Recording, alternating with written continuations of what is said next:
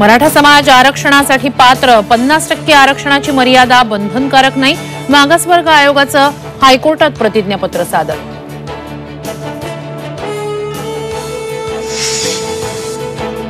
नाट्य निर्मात्याच्या फसवणुकी प्रकरणी मनोज जरांगेंविरोधात अटक वॉरंट. जरांगे आज पुणे कोर्टात हजर राहणार.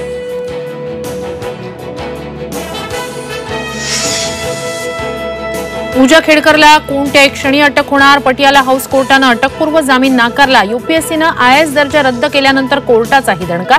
तर मनोरमा खेडकरच्या जामीन अर्जावरही आज निकाल.